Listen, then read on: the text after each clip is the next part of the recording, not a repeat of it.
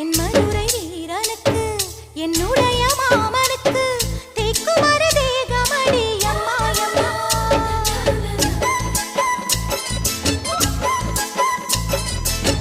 மாமன் பெற்ற பெண்ணுனக்கு மையெழுதும் கண் எதுக்கு என்னை வந்து கொல்லுதடி அம்மா அம்மா.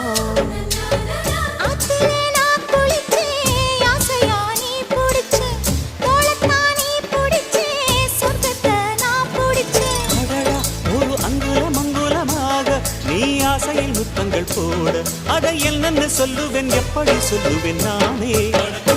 சந்தனமே குங்குமமே நில்லடியோ இனி